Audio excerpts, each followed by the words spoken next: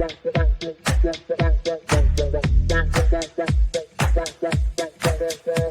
Connections Radio presents. Hello there, and welcome to the Sunday Morning Chat Series with Jesse Oakley III. I am your host, Jesse Oakley III, and the purpose of the Sunday Morning Chat Series is for me to interview a plethora of positive people that are making big differences in the communities. You name it, authors, writers, singers, entertainers, athletes, community service people. If you hear from them making a big difference, you'll hear from them right here on the Sunday Morning Chat Series with Jesse Oakley III. In today's episode, we have ourselves a wonderful episode, and we have ourselves an up-and-coming author that has her book out, which is called From Death to Birth. And it is always exciting to hear about the background of the book and how they got it started and their journey and their processes. And many of these authors are other inspirations for other aspiring authors. So without further delay, please help me welcome the author of the book From Death to Birth, Liz DelSignore. Hey, Liz, how's it going? Hey, Jesse, I'm good. All right. It's always good to see you. And I can't wait to hear more about your book and the journey for you to become a published author. I'm very excited about this. Yeah, me too. It's getting real with every day that passes. It certainly is. And without further delay, let's chat. Now, for this book, From Death to Book, from death, not death to book, but From Death to Birth, pardon me.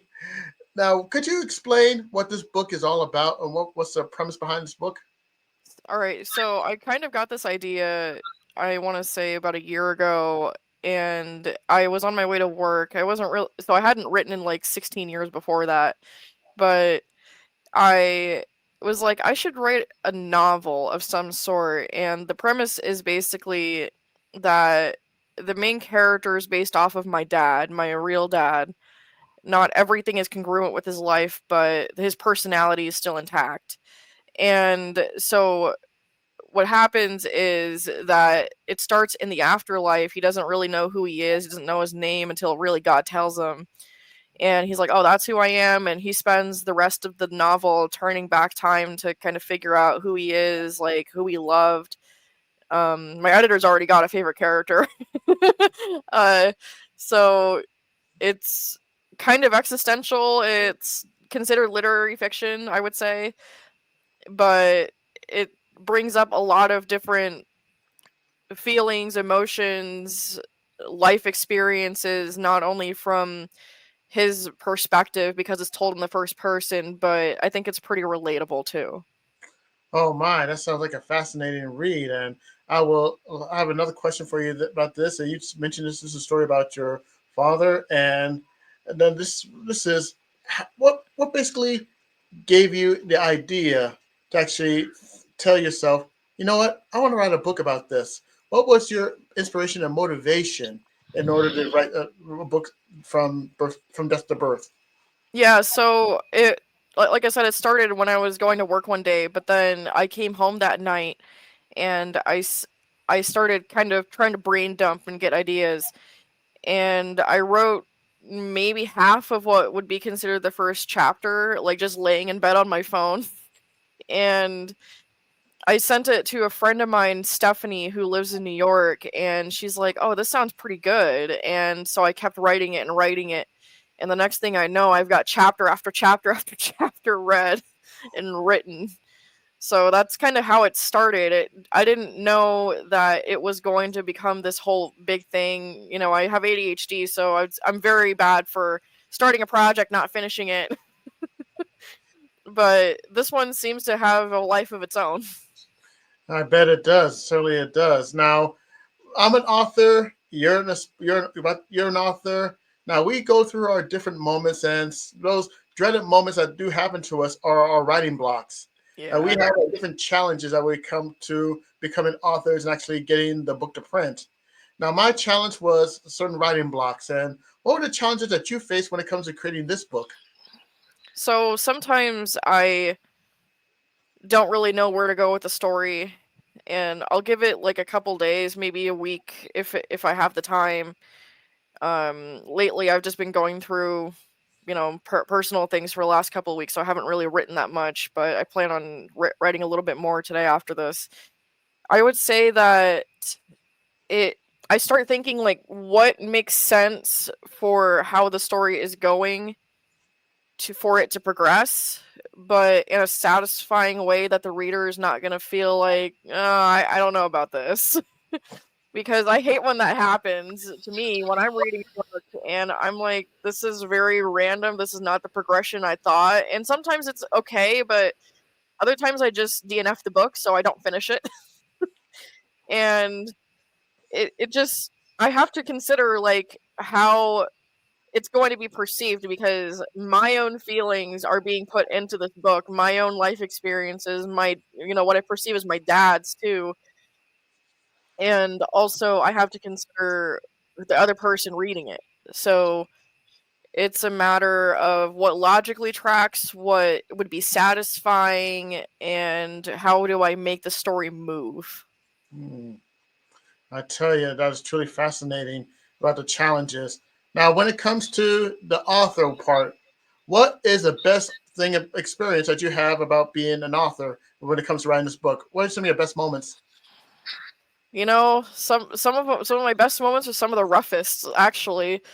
So Oh, there have been a couple times where I have actually broke down crying writing this book, and for different reasons. Like when I wrote the chapter on my main character James getting married, I was emotional because I'm a huge hopeless romantic.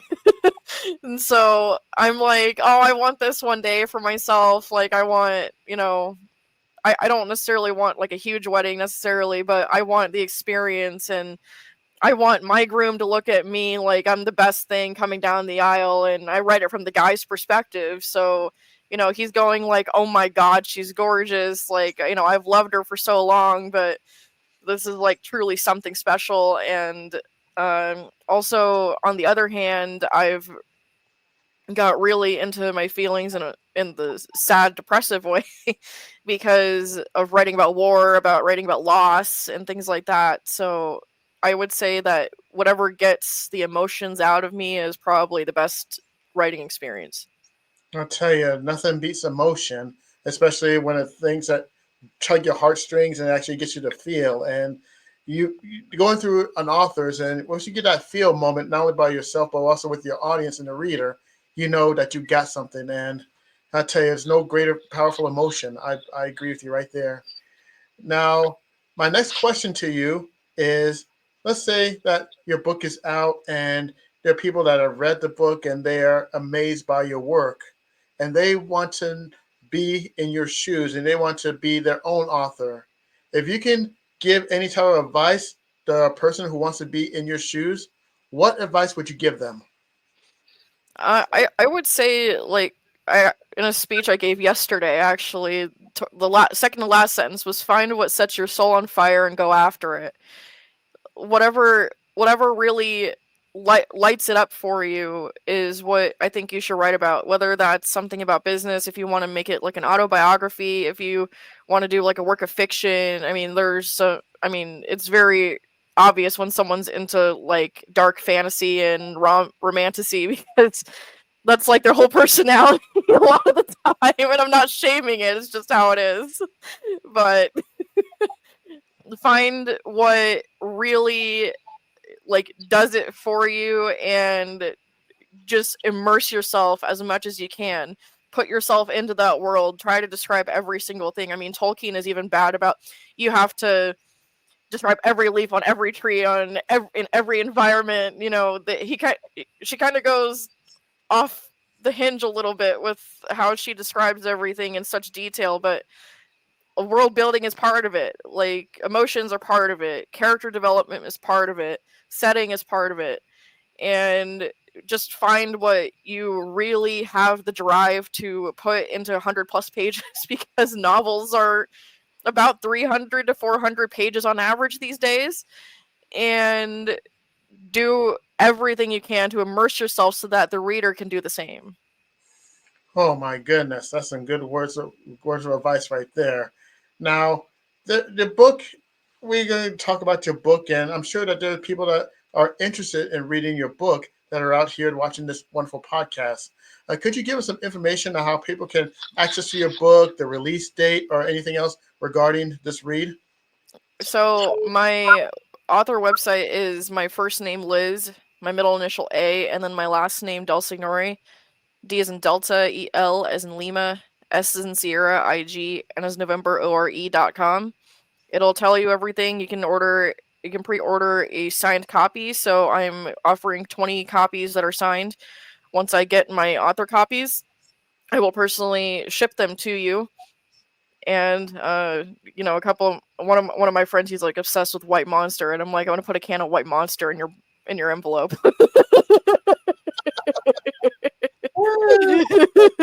Oh, um but yeah, you can my website is probably the most up to date. I have author social media, but I haven't really put out content yet. I just haven't had the time really to plan out content, even though ironically I used to do that for a living, where I used to plan content for social media and SEO and all that for other businesses.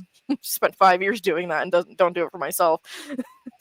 But that's the website's probably the best resource out there as far as what I'm doing.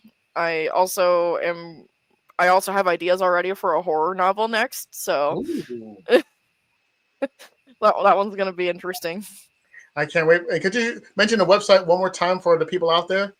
Yeah, I'll spell it out. Sorry, my last name is long. You can blame my dad. It's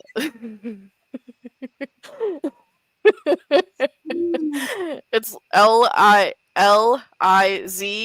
as in Delta, E-L as in Lima, S as in Sierra, I-G, and as November, O-R-E.com.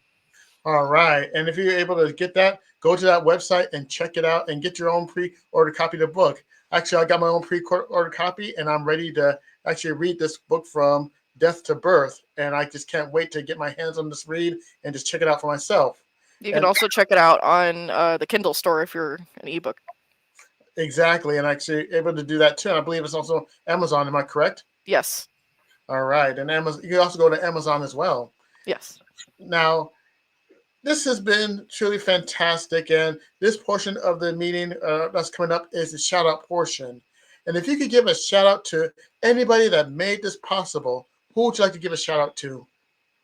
Well, as far as the book itself, I definitely would have to thank my best friend Bobby. I mean, we've known each other for 20 years. We've been through everything from laughing until we shot milk out our noses to talking each other out of ideations and everything in between. So I would have to definitely thank Bobby. He's always been my rock for all these years. And Nicole, if you know Nicole Hendricks, she helped with the birth scene and chapter, because it's something I haven't experienced and never will really. But I definitely have to thank my friends for sometimes putting up with me being like, "Oh, I just got this great idea."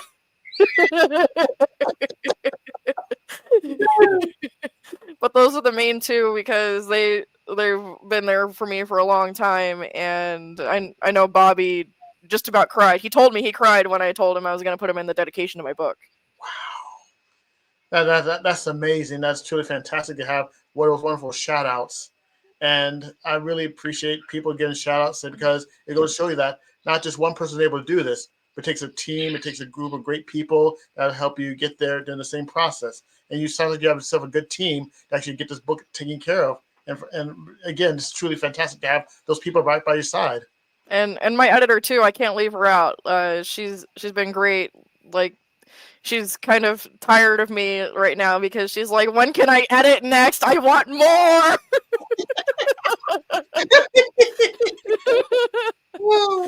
But no, I love her to death. She's become a really good friend of mine, and it's kind of funny how it started, because we were just talking. We talk about books all the time, and because we're both into one of the same authors, and she was like, "Oh, I've like beta edited for people before, or beta read," and I was like, "Do you want to be my editor? Because I really need one." And she's like, "Sure," and I'm like, "You're not lying to me right now. Like, I will send you my manuscript." Oh my, and the rest is history. Yeah. Oh my, this is truly fantastic to get a chance to know the shout outs and the stories and the inspiration behind your book. And the last question I do have for you is addressed to my fans out there and the people that watch this Sunday Morning Chat Series podcast. And my group of people, they're called the happy people. Yes. Yes, the happy people. And they're always inspired. They're always motivated. And they always have the heart for different people and their words of wisdoms and the journey they belong to. Now, if you could give some great advice, some final words of wisdom for my people, my crew, the happy people, what would it be? Like on what specifically? Just anything? Just anything that's relevant to your journeys with your book or any type of words of advice that's been with you for many years or anything else for the happy people. What words of wisdom would you like to share with everybody? Wow, there's a lot, but one of my favorite phrases is ironically from Star Wars. It's from Yoda, do or do not, there is no try. Just if you want to do something, just do it. Like, who cares what anyone else thinks? They're too self-absorbed anyway. Hey, and that is truly amazing, especially with Star Wars, with do or not do, there is no try. And did I get that right, or? Do or do not, there is no try. Do or do not, there is no try. And that's the most important thing, happy people. If you want to become an author, if you want to become a singer, you want to become an entertainer, you got to do or not do it. The choice is up to you. And this has been the perfect bookend to a wonderful interview. And on behalf of all the happy people that are watching this episode of the Sunday Morning Chat series, I thank you, Liz, for taking the time out to talk about your upcoming book and really appreciate it. Yeah, thank you so much for having me. All right, and this concludes this episode of the Sunday Morning Chat series. For more on the Sunday Morning Chat series, you go to PR Connections at prconnectionsradio.com. And I also have a new YouTube channel out called Sunday Morning Chat Series with Jesse Oakley III. So far, we broke 10 subscribers, and hopefully we can get more growing along the way. That's Sunday Morning Chat Series with Jesse Oakley III on YouTube. And for more episodes of the Sunday Morning Chat series, please come back next Sunday at 9 a.m. Pacific Standard Time, where I get a chance to interview a positive person making big differences in the community. So on behalf of all the happy people, on behalf of Liz DelSignore, and on behalf of anyone that's out there watching this video, I'd like to say thank you very much for watching. And until next Sunday, you take care and have an awesome day, happy people. Bye.